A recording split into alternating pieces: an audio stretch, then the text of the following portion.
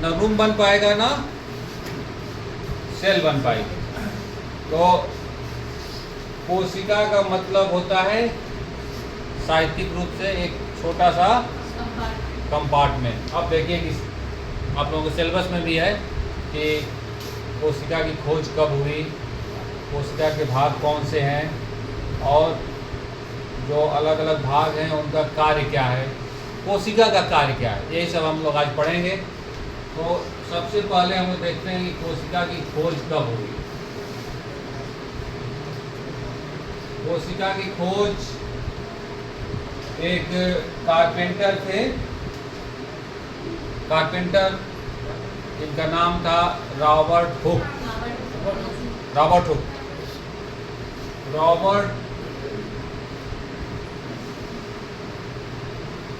हिंदी में लिखा जाएगा, हम लोग रॉबर्ट हुक को हिंदी बनाएगा। रॉबर्ट हुक, उनके घर में प्रोफेशनली लकड़ी का काम होता था। उस लकड़ी के काम की सहायता से उन्होंने एक सिंपल माइक्रोस्कोप बनाया। लकड़ी का मतलब लकड़ी की सहायता से जैसे भी हो बनाने के प्रोफेशन में लगे हुए थे, बहुत सारे फर्नीचर बनाते थे। तो उन्होंने क्या किया कि एक सिंपल माइक्रोस्कोप बनाया। उस माइक्रोस्कोप की सहायता से ही 1665 में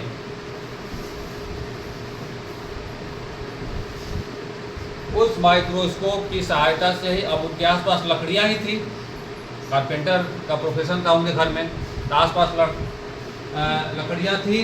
तो उसमें देखे माइक्रोस्कोप की सहायता से कि जो लकड़ियाँ हैं उसमें छोटे छोटे कंपार्टमेंट बने हुए हैं इस तरह। ऐसा कभी कभी आप लोग देखे होंगे कि जो लकड़ी का टुकड़ा है उसमें छोटे छोटे कंपार्टमेंट बने हुए हैं। उन कंपार्टमेंट का उन्होंने नाम दिया सेलुली, बाद में सेल हो गया। तो जो फर्स्ट टाइम जो सेल वर्ड है फर्स्ट टाइम यूज किए कौन? रॉबर्ट। इसीलिए सेल की डिस्कवरी है। ऐसा अब डिस्कवरी तो कह नहीं सकते क्योंकि उससे पहले सेल नहीं थी, उससे पहले भी तो सेल थी। तो उन्होंने एक तरह से उस चीज़ों की पहचान दिलाई कि ये लकड़ी का टुकड़े में, और उन्होंने एक बुक लिखा माइक्रोग्राफिया, उसमें बताया कि लकड़ी के टुकड़े को मैंने ऑब्जर्व किया और लकड़ी के टुकड़े छोटे छोटे कंपार्टमेंट से बने हुए हैं, उस कंपार्टमेंट को कहते हैं सेल। अब देखो 1665 बहुत पहले की बात है, पहले की बात है ना। अब उसके बाद बहुत सारी डिस्कवरी हुई और दूसरे दूसरे माइक्रोस्कोप डिस्कवर हुए, क्योंकि जो बायोलॉजिकल या बायोलॉजी में कोई भी चीज़ डिस्कवरी डिपेंड करती है इंस्ट्रूमेंट डिस्कवर से। अगर माइक्रोस्कोप अच्छा है तो आप कोई सूक्ष्म चीज़ देख सकते हैं, सेल के अंदर देख सकते हैं। माइक्रोस्कोप नहीं है तो नहीं देख सकते। अब बहुत सारे माइक्रोस्कोप, ऐसे माइक्रोस्कोप आ गए हैं कि 1.5 लाख टाइम्स ज़्यादा किसी भी ऑब्जेक्ट को देख सकते हैं, उससे इतना ज़्यादा बड़ा इलेक्ट्रॉन माइक्रोस्कोप। उसके बाद भी आ गया एक फेज कंट्रास्ट। तो ऐसे ऐसे माइक्रोस्कोप बन गए। अब उसी बनने के क्रम में जैसे जैसे बनते गए वैसे वैसे सेल में जो भी चीज़ें हैं सूक्ष्म, उसको ज़्यादा से ज़्यादा अच्छे तरीके से हम लोग देख सकें और उसके बारे में जान सकें। तो लेकिन रॉबर्ट हुक जो डिस्कवर किए थे, जो लकड़ी का टुकड़ा था, वो लकड़ी का टुकड़ा तो लिविंग था नहीं, एक डेड लकड़ी तो डेड है ना, तो डेड मटेरियल था। तो उस डेड, अब सेल एक लिविंग इंटिटी है, उसका अस्तित्व तो लिविंग है, वो हमेशा काम करते, उसी को सेल कहते हैं। अदरवाइज अगर लिविंग नहीं है तो सेल कैसे कहें? सेल है ही नहीं। सेल रिप्रेजेंट करता है एक लिविंग से, जिसके पास सेल है वो लिविंग है। तो रॉबर्ट हुक की बेसिकली डिस्कवरी जो है वो डेड पे है। ये कॉर्क किसे बोलते हैं, उनका कॉर्क रिलेटेड है एक डेड सेल। कॉर्क कहते हैं उसे लकड़ी के टुकड़े को, लेकिन वो डेड है। तब ये क्वेश्चन आता है कि फर्स्ट टाइम लिविंग सेल की डिस्कवरी किसने किया? ये भी एक क्वेश्चन है कि ये तो डेड अपना एक, तो आप इतना जान सकते हैं कि रॉबर्ट हुक का बस उतना ही योगदान है कि वो एक सेल जो है नाम दे दिए, एक स्टार्टिंग पॉइंट है सेल के डिस्कवरी में। अब हम लोग देखते हैं कि लिविंग से रिलेशन कौन है। तो 1674 एक हो गए एंटोन, इनका नाम भी बहुत बड़ा है, और स्पेलिंग भी उल्टा सीधा कुछ भी अपना जोड़ लिया है।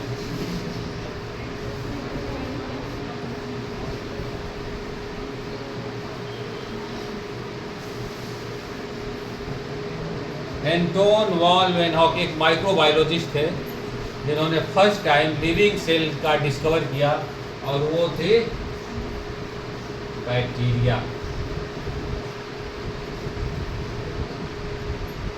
ठीक है, इसके अलावा और भी सूक्ष्म जो चीज़ें हैं उनके डिस्कवर किए ये एंटोन वॉन लेवेनहॉक। माइक्रोबायोलॉजी में फर्स्ट टाइम जो नाम है, उसके बाद बहुत सारे माइक्रोबायोलॉजिस्ट हुए, लेकिन इनका नाम फर्स्ट टाइम दिया जाता है क्योंकि माइक्रोस्कोप की सहायता से बहुत सारी चीज़ें बैक्टीरिया डिस्कवर किए और भी सूक्ष्म जीवों का डिस्कवर किए। तो उनमें ये था, बैक्टीरिया को डिस्कवर करने क्रम में ये हुआ कि फर्स्ट टाइम जो सेल डिस्कवरी का क्रेडिट है वो गया एंटोन, जो लिविंग है, लिविंग सेल। बैक्टीरिया लिविंग है तो इसकी वजह से इनका नाम और थोड़ा सा सेल के रिलेटेड डिस्कवरियों से उससे जुड़ गया। जैसे रॉबर्ट हुक का नाम है, वैसे ही दूसरा नाम जो सेल डिस्कवरी से जुड़ा हुआ है वो है एंटोन वॉन लेवेनहॉक। इसके बाद बहुत सालों तक सेल डिस्कवरी में गैप रहा, और 1838 में जो सेल की एक कंपोनेंट है उसका डिस्कवरी हुआ, इसको कहते हैं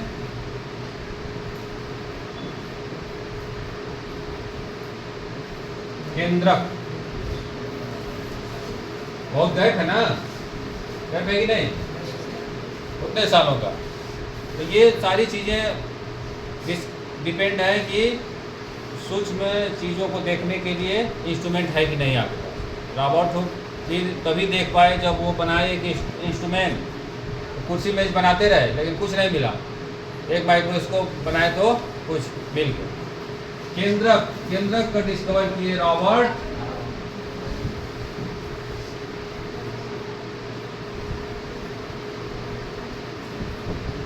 ब्राउन ने 19। अब इसके बाद जो भी चीज़ें सेल के बारे में आई वो तेज़ी से आई। 1839 में एक बायोलॉजिस्ट थे जर्मनी के जिनका नाम था स्लीडेन, हम लोग हिंदी में लिखेंगे, ठीक है। उन्होंने बताया कि जो पौधे हैं, सारे पौधे एक छोटे छोटे कंपार्टमेंट से बने हुए हैं जिनको कहते हैं कोशिका, ठीक है।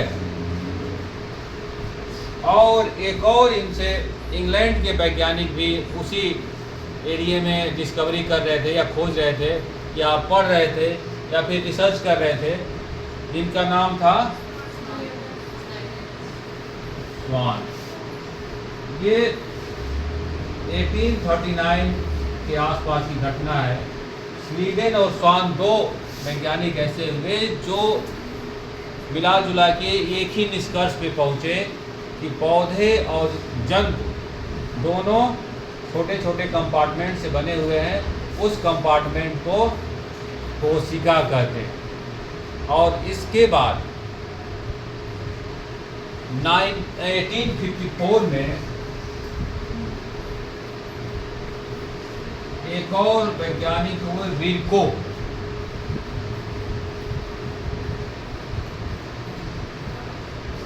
ये स्लीडेन और स्वान ये नहीं बता पाए कि ये कोशिका आती कहाँ से है, वो बस ये बता पाए कि जंतु और पौधों की कोशिकाएं, जंतु और पौधे कोशिकाओं से मिलके बने हुए हैं। लेकिन ये नहीं बता पाए कि कोशिका कैसे पहले बनी। 1954 में विर्को एक वैज्ञानिक हुए जिन्होंने बताया कि सभी सेल अपनी पहले वाली सेल से ही उत्पन्न होते हैं। ये उसमें जोड़े, ये दो जो स्लीडन और स्वान ये कहे कि सभी जंतु और पौधे कोशिकाओं से बने हुए हैं, बहुत बड़ी बात थी उस समय। इन्होंने बताया कि सभी cell arises from the pre existing cell, मतलब कोई सेल तभी आती है जब वो पहले कोशिका रही है। बिना कोशिका के कोई सेल नहीं बन सकती। मतलब इसका ये हुआ कि आर्टिफिशियली कोशिका नहीं बनाया जा सकता। ठीक है, ये दोनों या तीनों लोग मिलके एक निश्चित निष्कर्ष पे पहुँचे और वो निष्कर्ष कहलाती है कोशिका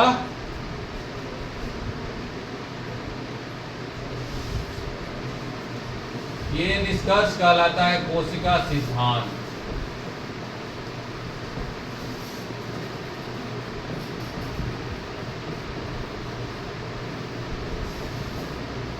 अब वो निष्कर्ष कौन सा है? दो ही चीज़ बताए आपसे, ये इम्पोर्टेंट है। अगर सेल हम लोग पढ़ना स्टार्ट किए तो कोशिका सिद्धांत तक पहुंच जाएंगे, तो कुछ चीज़ें को हम लोग समराइज कर देंगे। पहला है कि सभी जीव, अब उसमें सभी जीव आ गए, क्योंकि उस समय तक केवल पौधे और जंतु जानते थे, अब बहुत सारे जीव आ गए हैं, माइक्रो ऑर्गेनिज्म है जो पूरे दुनिया में अपनी उपस्थिति दर्शा सकते हैं, दर्शाए भी हैं, आप उनसे डरे भी हैं, है कि नहीं? तालकाल मचाए हैं वो सब पूरी दुनिया में, माइक्रो ऑर्गेनिज्म वो भी सेल से बने हुए हैं। सभी जीव, किसी ने कहा था सभी जीव कोशिका या उसके प्रोडक्ट, कोशिका के प्रोडक्ट, जैसे प्रोडक्ट मतलब नाखून, नाखून भी तो कोशिका प्रोडक्ट ही है। नाखून अपने वो डेड हो जाता है, लेकिन बनाता कौन है? कोशिका। हेयर उसका बना रही है, अंदर कोई सेल है जो हमेशा हेयर बना रही है, हम उसको स्टाइल में बना रहे हैं, वो क्या बना रही है? हेयर बना रही है, उसको जा रहे हैं कटवा रहे हैं। बहुत लोग डिस्टर्ब हैं, नीचे हम मिले थे कि कल बाल सही नहीं काटा, बाल गड़बड़ काट दिया हमारा, तो लेकिन कोशिका क्या बनाए? अब हेयर भी किसी जीव का पार्ट है ना, तो उसका प्रोडक्ट ही है। तो सभी जीव या तो कोशिका या उसके उत्पाद से माने उसे बहुत सारे मतलब एग्जाम्पल हो जाएंगे जो सभी जीवों में पाए जाते हैं। जैसे मछलियों के ऊपर, स्किन के ऊपर वो स्केल है कि नहीं, वो भी प्रोडक्ट ही है उसका। घोड़ों को देख लीजिए, उनका खुर बना हुआ है, वो भी प्रोडक्ट है। बहुत सारे जीव, सभी राइनासिरोस देखो नाक पे ऐसे, और गुस्से में भी रहते हैं, नाक हमको लगता है नाक को देखते रहते हैं, तो उसका प्रोडक्ट ही है कि कोई ना कोई सेल उसको बनाई ही है, तभी उसके पास है, अदरवाइज रहता ही नहीं। तो उसके उत्पाद से माने एक जो सेल थ्योरी है उसका एक सेंटेंस ये है, ठीक है, कि सभी जीव कोशिका या उसके उत्पाद से बने। दूसरा सेंटेंस ये है जो, अब ये सेंटेंस तो बता दिए वो स्लीडन और स्वान, कोई वो अपना निष्कर्ष बनाए और अपना कुछ बनाते बनाते प्रोजेक्ट बनाते बनाते एक निष्कर्ष से पहुँचे। प्रोजेक्ट का एक ही ना उद्देश्य है कि हम किसी न किसी अच्छे उद्देश्य से पहुँचे, ये बनाया है, उसके बाद भूल गए कि हम क्या कर रहे थे, गए उधर। और दूसरा ये है जो विर्को उसमें जोड़ दिए 1854 में, ये तो पूरा एक मतलब इनसे पूछा गया कि अरे कोशिका ये तो बता दिए, लेकिन कोशिका आती कहाँ से, ये नहीं जवाब दे पाए। तो विर्को ने 1854 में, अब कितना उसमें भी टाइम डिफरेंस है कि नहीं, उतने समय तक उसका एग्जामिन होता रहा, सब लोग सोचते रहे कि इसमें और क्या जोड़ा जाए। तो विर्को ने जोड़ा कि सभी सेल अपनी पहली वाली कोशिका से ही आती है। हम लोग हिंदी अच्छा लिखते हैं, सभी कोशिका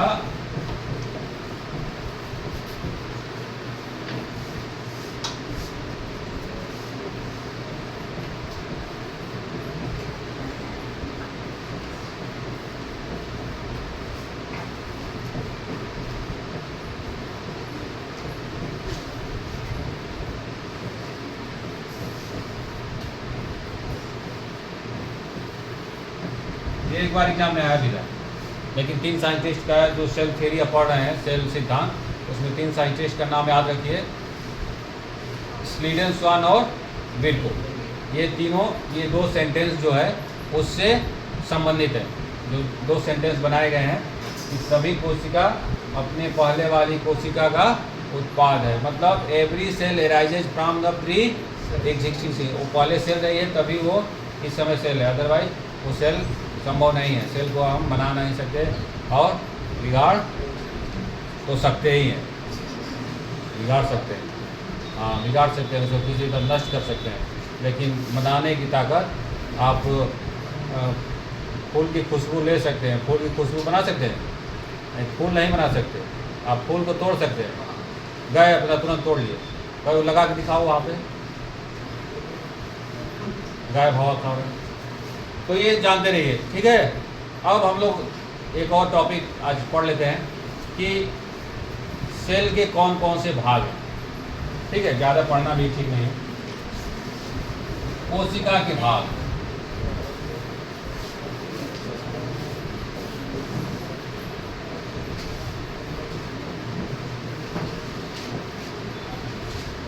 भाग भी जानना जरूरी है ना, कौन कौन उसमें भाग है, कौन कौन उसमें पार्ट हैं। कोशिका तो सब लोग जानते हैं, कोशिका की ये चीज़ें हैं। कोशिका के भाग कौन से हैं, ये तो हम किताब में भी देखने क्या दिया है।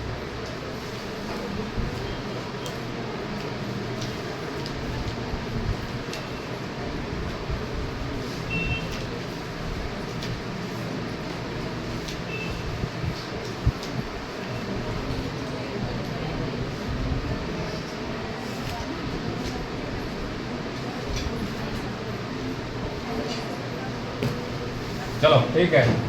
सबसे पहले अभी बताए हम आपसे कि सभी कोशिकाएं के पास एक दीवार है। देखो 2-3 चीज़ें आप जानते रहिए कि कोशिका भित्ति,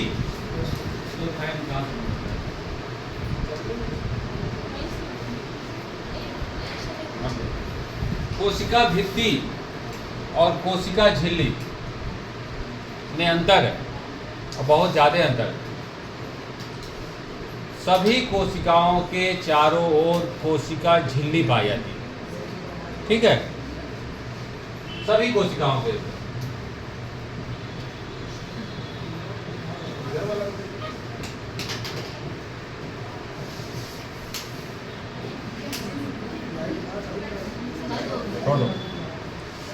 चलो इधर ध्यान दो।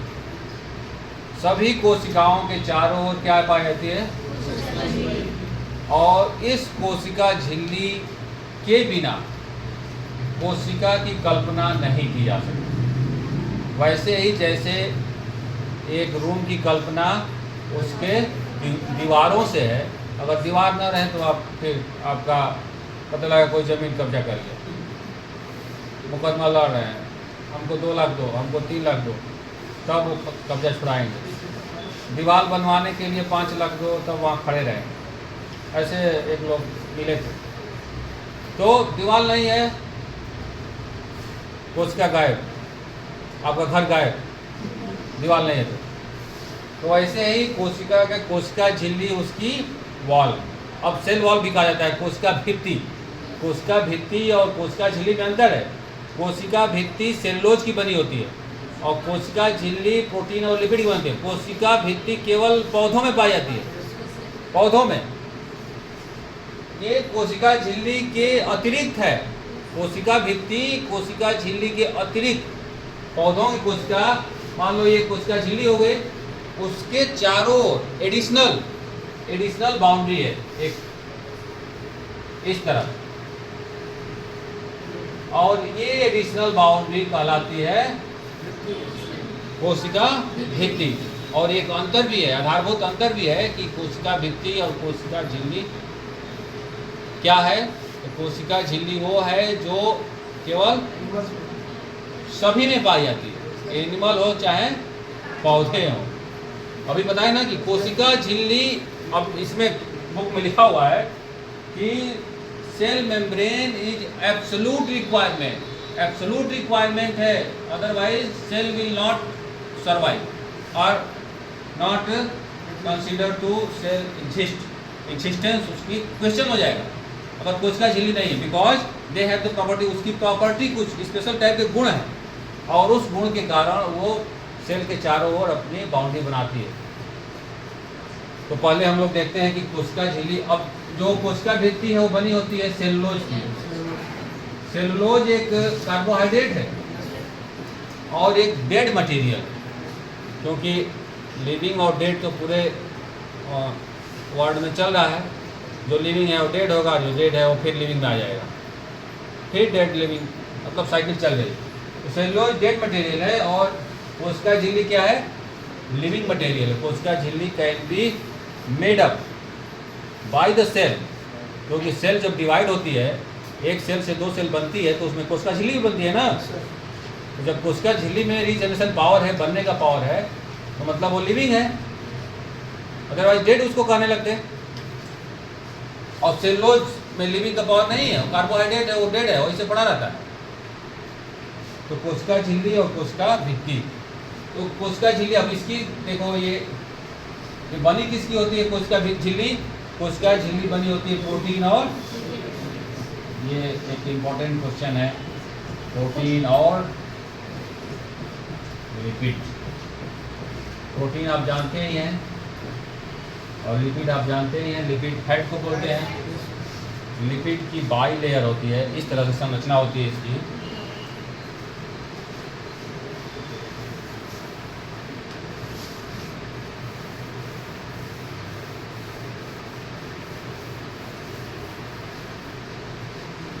जैसे मान लो कि ये कोशिका झिल्ली है, ये लिपिड की बाई लेयर है इस तरह। अगर इलेक्ट्रॉन माइक्रोस्कोप से देखते हैं तब, ऐसा नहीं है कि सिंपल माइक्रोस्कोप लगाया उसमें खोज रहे हैं कोशिका झिल्ली कहाँ है। सिंपल माइक्रोस्कोप से, अरे कंपाउंड से जो 1000 या 10,000 की उसकी मैग्नीफिकेशन है, वो कंपाउंड से आप सेल देख पाएंगे। अब इसमें जो ये लिपिड ऐसे बाई लेयर है और इसमें प्रोटीन के जो मॉलिक्यूल्स हैं ऐसे लगे हुए हैं इस तरह। अब ये डबल है, यहाँ पे भी ऐसे लगे हुए हैं। अगर आप देखते हैं गूगल से तो आपको ऐसे ही संरचना दिखाई देगी। एक साइंटिस्ट है जिन्होंने फर्स्ट टाइम एक मॉडल प्रस्तुत किया, उस मॉडल में जो अधिकतर एक्सेप्टेबल है, उस मॉडल में यही बताया गया कि लिपिड की बाई लेयर और उसमें प्रोटीन के मॉलिक्यूल्स इम्बेडेड है। इम्बेडेड मतलब ऐसे लगे हुए इस तरह, प्रोटीन और लिपिड की। अब इसका गुण क्या है?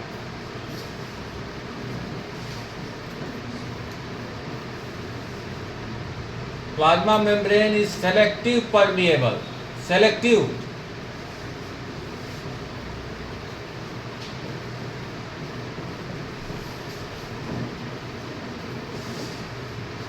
मतलब इसमें प्रॉपर्टी है कि ये सेलेक्ट कर सकती है कि कौन कोशिका के अंदर जाएगा और कौन नहीं जाएगा। इसमें सिलेक्शन की प्रॉपर्टी है।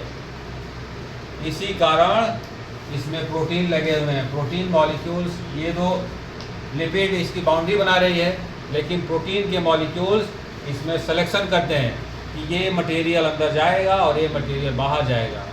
तो कोशिका झिल्ली की प्रॉपर्टी सेलेक्टिव परमिएबल होती है, जिसके द्वारा वो चीज़ों को सेलेक्ट करती हैं कि कौन अंदर आएगा, मे आई कमिंग, नो यस चलता रहता है।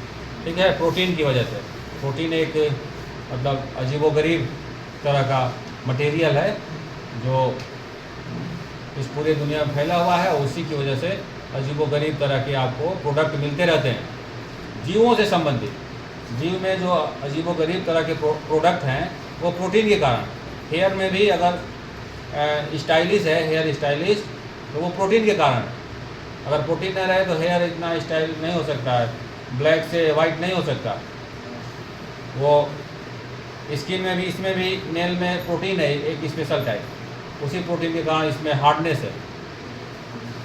तो यही प्रोटीन यहाँ प्लाज्मा मेम्ब्रेन में ये बनाती है इसको कि कौन अंदर जाएगा कौन बाहर रहेगा। जैसे हार्मोन, बहुत सारे मटेरियल हैं शरीर में, बहुत सारे मटेरियल रन कर रहे हैं, तो उसको किस सेल में पहुँचना है, कहाँ से निकलना है, क्योंकि प्रोडक्ट भी सेल में बन रहे हैं, बहुत सारे एंजाइम्स हार्मोन्स सेल में बन रहे हैं ना। जैसे ये भी तो हेयर भी और नेल भी तो बन रहा है कि नहीं, तो उसको बाहर जाना है तो उसको ऐसे वो प्रोटीन भेजता रहता है। तो सेलेक्टिव परमिएबल। अब दूसरा, कोशिका के भाग में पहला भाग है कोशिका झिल्ली प्लाज्मा मेम्ब्रेन, दूसरा भाग है कोशिका द्रव।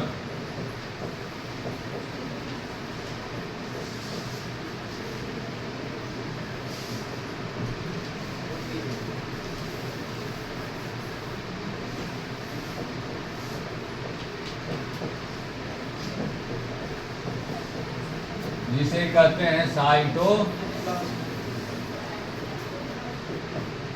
साइटोप्लाज्म।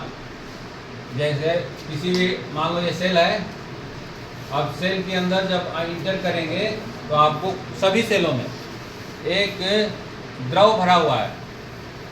वो द्रव सभी कोशिकाओं के फंक्शन का एक प्लेटफॉर्म है और प्लेटफॉर्म प्रोवाइड कराता भी है। जो भी काम हो रहा है उसी लिक्विड में हो रहा है, तो उस द्रव को कहते हैं साइटोप्लाज्म। और इसके बीच में क्या रहता है, केंद्रक।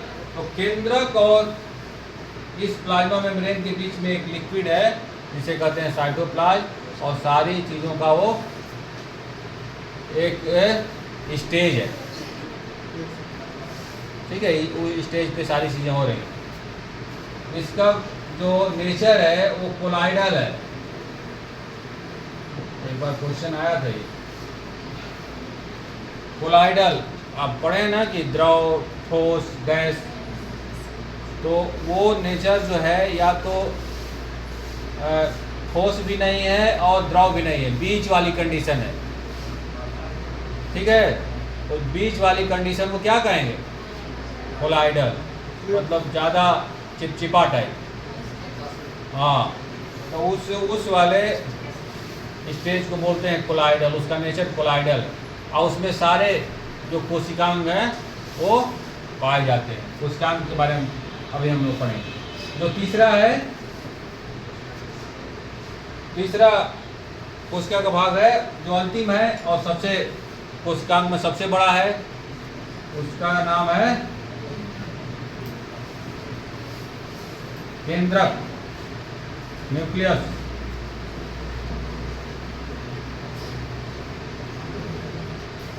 न्यूक्लियस जो है पूरे कोशिका का एक केंद्र बिंदु है और कंट्रोलिंग सेंटर। क्या है ये, कंट्रोलिंग सेंटर।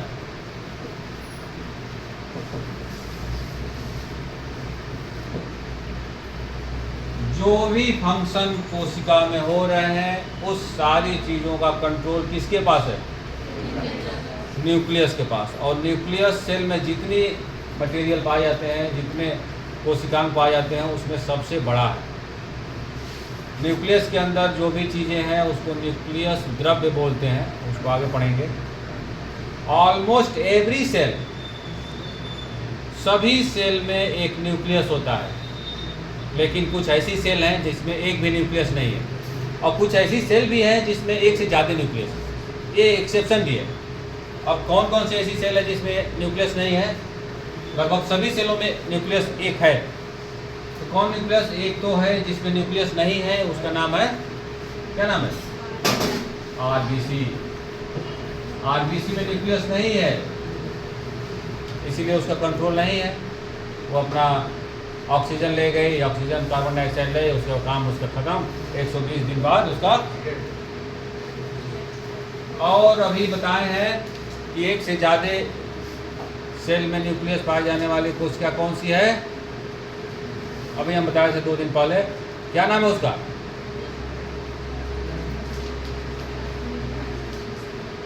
ये स्केलेटल मसल,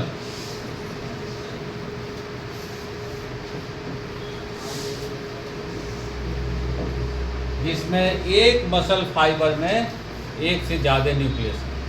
तो ये थोड़ा एक्सेप्शन भी है। न्यूक्लियस में न्यूक्लियोप्रोटीन पाए जाते हैं जो दो प्रकार के होते हैं। न्यूक्लियस में क्या पाया था?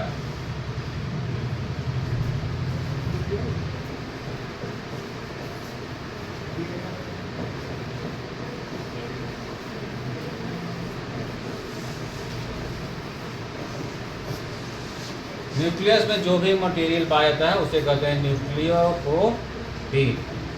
अब ये कितने प्रकार के होते हैं? दो प्रकार के होते हैं। एक का नाम है और दूसरे का नाम है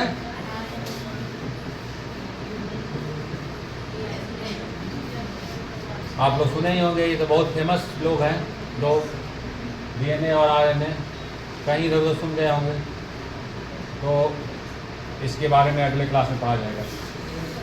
ठीक है, आज के लिए इतना ही।